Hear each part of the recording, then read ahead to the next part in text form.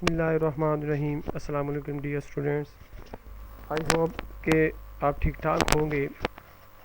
आज हमारे पास जो सेकेंड ईयर फिज़िक्स का टॉपिक है वो हमारे पास इलेक्ट्रॉन वोल्ट है और हमने इसको प्रूव करना है हमारे पास कि इलेक्ट्रॉन वोल्ट जो है इसी में प्रूव करना है हमारे पास कि इलेक्ट्रॉन वोल्ट जो हमारे पास है कि वो किसके बराबर है। कि हमारे पास 1 इलेक्ट्रॉन वोल्ट जो होती है वो हमारे पास कहते हैं 1.6 क्रॉस 10 की पावर, ये पावर है इसकी 90 है हमारे पास, 10 की माइनस 19 पावर है, ये वैसे नहीं है, ये पावर में है। ठीक है, अब इसमें देखिएगा कि इलेक्ट्रॉन वोल्ट की सबसे पहले हमने डेफिनेशन करनी है, फिर हमने ये प्रूव करना है कि क्या होता है जी हमारे पास।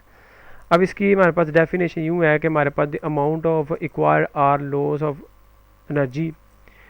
अब हमारे पास एक फ़र्ज़ करें कि अमाउंट ऑफ एनर्जी हमारे पास, चलिए मैं इसे रेड में कर देता हूँ।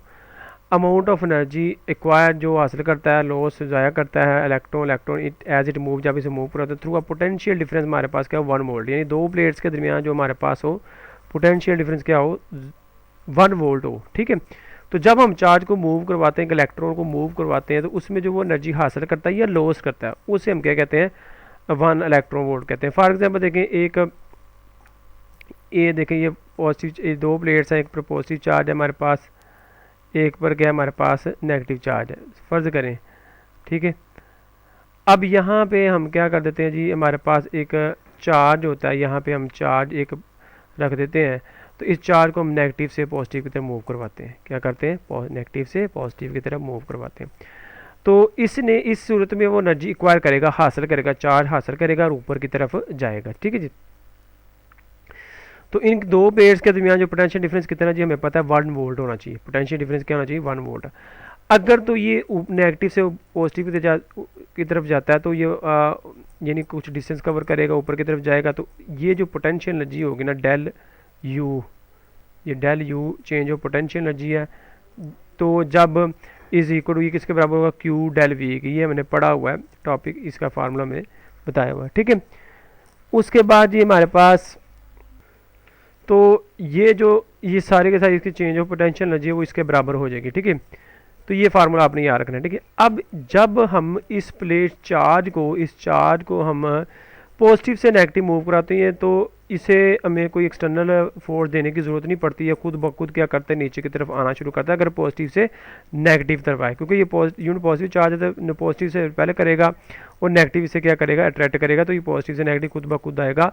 और जो उसकी पोटेंशियल एनर्जी थी इस शक्ल में, जो इसकी पोटेंशियल एनर्जी वो सारी की सारी किस में कन्वर्ट होगी, नीचे आते हुए काइनेटिक एनर्जी में कन्वर्ट होगी, यानी ये जो इसमें जो एनर्जी है वो काइनेटिक एनर्जी जो हमारे पास क्या आ जाएगी कन्वर्ट हो जाएगी, सारी की सारी पोटेंशियल एनर्जी, यानी ये सारी पोटेंशियल एनर्जी किस में कन्वर्ट हो जाएगी काइनेटिक एनर्जी में कन्वर्ट हो जाएगी हमारे पास। ठीक है जी, अब इसको मैं मैथमेटिकली समझाता हूँ। अब मैं इसको इसकी डेफिनेशन को प्रूव किया, थोड़ा समझाया, अब इसको ये प्रूव करते हैं 1 इलेक्ट्रॉन वोल्ट।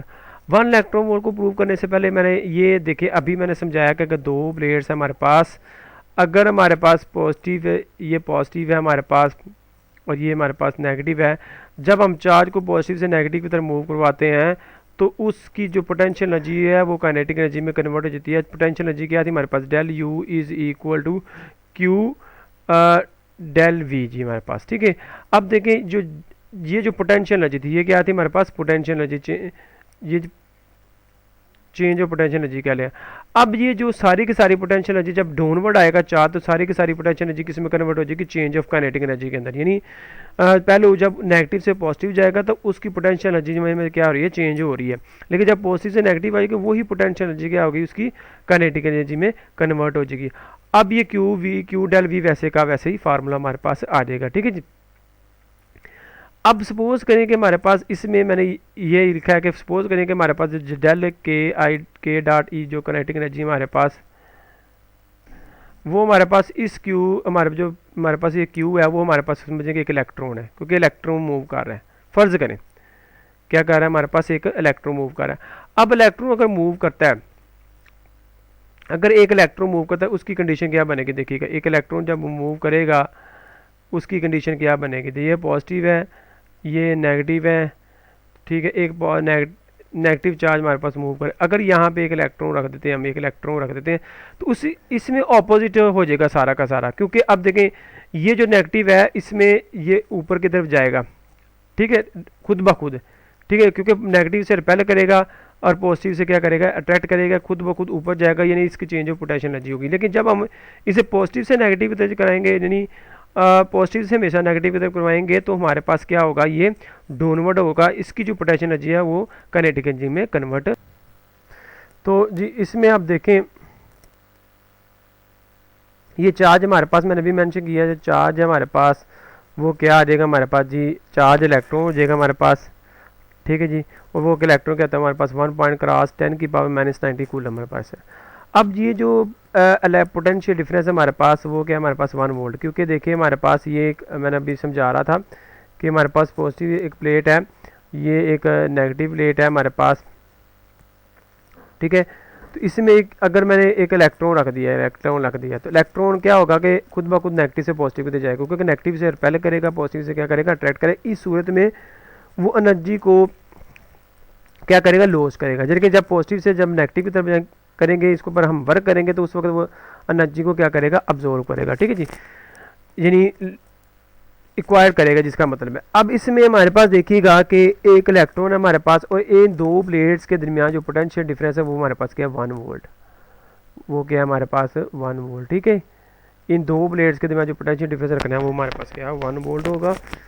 अब ये हमारे पास इस डेल वी की जगह क्या हो गया, हमारे पास 1 वोल्ट हो गया, और चार्ज की जगह क्या आ गया हमारे पास इलेक्ट्रॉन, वो क्या हो गया हमारे पास 1.6 क्रॉस 10⁻19 हमारे पास, ठीक है जी। उसके बाद ही हमारे पास देखिएगा चेंज ऑफ काइनेटिक एनर्जी वैसे की वैसी है हमारे पास।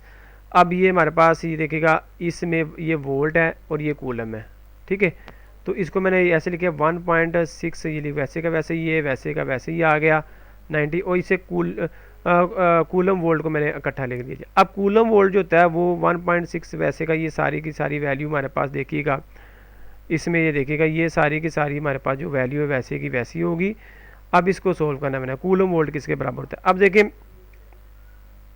हमारे पास वोल्ट पोटेंशियल डिफरेंस का फार्मूला होता था W/Q0, जिसे हम पोटेंशियल डिफरेंस भी कहते हैं कि work done per unit charge called potential difference. अब पोटेंशियल डिफरेंस का यूनिट है हमारे पास वोल्ट, ठीक है, इज इक्वल टू, और ये होता है जोल वर्क का और डिवाइडेड बाय कूलम, ठीक है।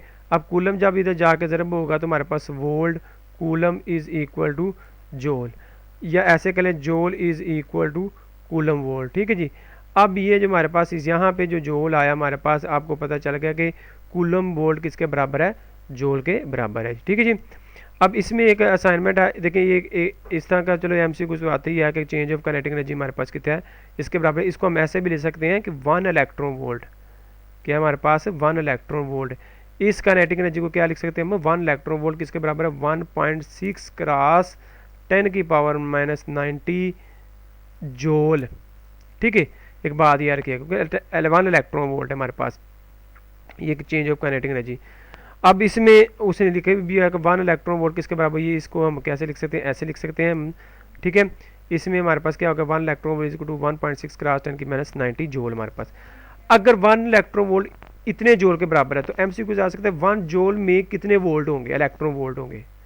अगर 1 इलेक्ट्रॉन वोल्ट में इतने जोल है तो मैं कहता हूँ 1 जोल में कितने इलेक्ट्रॉन वोल्ट हो गए, तो सिंपल है, ये इधर जाके डिवाइड हो जाएगा, यानी ऐसे होगा 1 electron volt divided by 1.6 cross 10⁻⁻90, ठीक है। तो इसको डिवाइड कर 1 को 1.6 पे डिवाइड कीजिएगा, देखिएगा क्या आंसर आता है हमारे पास, ठीक है। ये आप खुद कीजिएगा। तो ये पूछ रहे थे कि 1 जोल में कितने इलेक्ट्रॉन वोल्ट है, ये इलेक्ट्रॉन वैसे का वैसे ही आएगा, 1 इलेक्ट्रॉन वोल्ट इतने जोल के बराबर, तो 1 जोल कितने वोल्ट इलेक्ट्रॉन वोल्ट के बराबर होगा, ये एमसीक्यू आ जाता है जी हमारे पास, ठीक है जी। उसके बाद जी नेक्स्ट क्वेश्चन है हमारे पास, देखिएगा कि ये मैं बताता चलूँ कि इलेक्ट्रॉन वोल्ट जो यूनिट ऑफ एनर्जी है, एक बात ये एनर्जी का यूनिट होता है, ठीक है, चाहे वो पोटेंशियल एनर्जी हो चाहे वो काइनेटिक एनर्जी हो, इलेक्ट्रॉन वोल्ट दोनों शक्ल में हो सकता है इलेक्ट्रॉन वोल्ट, ठीक है। अपवर्ड भी चार्ज मूव कर सकता है, डाउनवर्ड भी चार्ज मूव कर सकता है, तो इलेक्ट्रॉन के पास जो एनर्जी होती है उसे हम इलेक्ट्रॉन वोल्ट कहते हैं, क्या कहते हैं, इलेक्ट्रॉन वोल्ट, ठीक है। उसके बाद ही हमारे पास देखिएगा, अगर नेक्स्ट हमारे पास क्वेश्चन है बड़ा ही आसान, वो क्या देता है कि write two similarity between the electric force and gravitation force, कि 2 सिमिलरिटी हम लिख देते हैं हम। पहले ही हमारे पास बोथ आर कंजर्वेटिव का दोनों पाथ पे डिपेंड नहीं करते, यानी एक फॉर एग्जाम्पल ये रेक्टेंगुलर है, एक ऑब्जेक्ट कह लेंगे, पहले शक्ल में ऑब्जेक्ट कह लेंगे, इधर से इधर जाता है, अपने फर्स्ट ईयर में पढ़ा भी हुआ है। तो चाहे वो इधर से ए से बी जाए, फिर सी जाए, ये डी कह लें, ठीक है। चाहे इस पास से जाए, यानी चाहे इस पास से जाए, चाहे इस पास से जाए, चाहे इस पास से जाए, तो ये पाथ पे डिपेंड नहीं करती। क्या करती है? पाथ पे डिपेंड नहीं करती, ये फोर्स पाथ पे डिपेंड नहीं करती। तो ये डिपेंड क्या करती है? ये कंजर्वेटिव होती है, क्योंकि ये कहती है कि हमारे पास क्लोज पाथ में जो वर्क डन होता है वो क्या होता है? ज़ीरो होता है। वो क्या होता है? ज़ीरो होता है हमारे पास, ठीक है। अब ने ये फर्स्ट में निकाला भी हुआ है। अब कहता है बोथ आर इनवर्स के लॉ। अब भी देखें, force is equal to electric force जो हमारे पास है वो K Q1 divide Q2 divided by R square, इसमें भी आर स्केयर आता है। और अगर मैं ग्रेविटेशन फोर्स लूँ, F is equal to G M1 M2 divided by R square. अब दोनों में आर स्केयर आ रहा है, क्या आ रहा है? दोनों में आर स्केयर आ रहा है, तो इसे कहते हैं इन्वर्स स्केयर लॉ, इसे कहते हैं इन्वर्स स्केयर लॉ। तो ये दोनों इन्वर्स स्केयर लॉ को क्या करते हैं? होल्ड करते हैं जी। उसके बाद जी इनके दरमियान डिफरेंस क्या है? इलेक्ट्रिक फोर्स और ग्रेविटेशन फोर्स। दरअसल ये क्वेश्चन ऐसे भी आ सकता है कि ग्रेविटेशन लॉ और कूलम लॉ में फ़र्क क्या है हमारे पास, डिफरेंस क्या है, तो यही इसकी डेफिनेशन बन जाती है। तो इसमें हमारे पास इसका डिफरेंस क्या है हमारे पास? देखिएगा, इसमें एक बात यह है कि ये इलेक्ट्रिक फोर्स है हमारे पास, इसका फार्मूला ये है हमारे पास, मैं अभी बता चुका हूँ। और ग्रेविटेशन फोर्स का फार्मूला हमारे पास ये है, दोनों डिफरेंस बताने को। अब कूलम लॉ जाता है, इस फार्मूले को किसने एक्सप्लेन किया? कूलम लॉ ने। और इस फार्मूले को किसने एक्सप्लेन किया? Gravitation law, Newton gravitation law जिसे कहते हैं, न्यूटन ग्रेविटेशन लॉ ये है हमारे पास, ठीक है। अब इसके बाद जी हमारे पास देखिएगा, अब ये जो हमारे पास ये जो फोर्स है इलेक्ट्रिक फोर्स है, ये स्ट्रोंगर फोर्स है ग्रेविटेशन फोर्स से। जाहिर एक बात है ये बिल्कुल स्ट्रोंगर हो गई। कभी दो उंगलियां दे के देखिएगा किसी स्विच में जिसमें लाइट आ रही हो, तो आपको पता चल जाएगा कि कौन सी चीज़ स्ट्रोंगर है, ठीक है ना। तो इसमें अब देखें, अब इसमें देखें, अब ये जो ग्रेविटेशन फोर्स है वीकर है, ये इतनी ज़्यादा स्ट्रोंग नहीं है कि मतलब ये वीकर फोर्स है हमारे पास, ठीक है। उसके बाद ये जो इलेक्ट्रिक फोर्स है, आपको पता है कि सेम चार्ज हो, अगर ये सेम चार्ज है हमारे पास तो ये एक दूसरे को रिपेल करते हैं, अगर ये अपोजिट चार्ज है हमारे पास तो ये क्या करते हैं? अट्रैक्ट करते हैं, ठीक है। लेकिन मैच की शक्ल में अगर हमारे पास ये M1 है और ये M2 है, तो हमारे पास ये M1 है, ये M2 है, तो ये हमेशा एक दूसरे को अट्रैक्ट करेंगे, रिपेल कभी नहीं कर सकते ग्रेविटेशन फोर्स के मुताबिक, कभी भी ये रिपेल नहीं कर सकते, ठीक है। तो ये इसमें इसका मतलब ये अट्रैक्टिव भी हो सकते हैं, रिपल्सिव भी हो सकते हैं, ये अट्रैक्टिव हो सकते हैं। अब ये जो के है ना, के, इसमें के की वैल्यू हमारे पास क्या थी? के की वैल्यू हमारे पास है 1/4 पाई एप्सिलॉन। एप्सिलॉन मीडियम है, एप्सिलॉन क्या है हमारे पास? मीडियम। तो ये मीडियम पे डिपेंड करती है। अब इसमें कोई मीडियम नहीं होता, ये ग्रेविटेशन फोर्स मीडियम पे डिपेंड नहीं करती, जहां मर्जी पड़ा हो किसी मीडियम पे डिपेंड नहीं करती हमारे पास, ठीक है। अब इसमें आप ये शॉर्ट रेंज है, बिल्कुल शॉर्ट, क्योंकि इसकी रेंज ज़्यादा नहीं है। एक वायर में अगर करंट बह रहा है, चार्ज बह रहा है, तो उसकी रेंज इतनी ज़्यादा नहीं होगी, ठीक है। तो ये ग्रेविटेशन फोर्स एक इसका रीजन है, मतलब एक चार्ज है, फर्ज करने के चार्ज तो हमें नज़र ही नहीं आता, ये एक चार्ज है, इसका इलेक्ट्रिक फील्ड यहाँ तक होगा, ठीक है। लेकिन ज़मीन है, ज़मीन का फील्ड तो बहुत ज़्यादा फैला हुआ है, हमें नज़र आ रहा है कि जितना मर्जी ऑब्जेक्ट को ऊपर फेंक रहे वो नीचे आता है, लेकिन चार्ज का फील्ड बड़ा कम होता है हमारे पास, ठीक है जी। तो इसकी ये शॉर्ट रेंज है, वो हमारे पास क्या है जी? लॉन्ग रेंज है हमारे पास, ठीक है जी। तो ये था आज का लेक्चर, उम्मीद है कि आपको समझ आएगी। Thank you so much.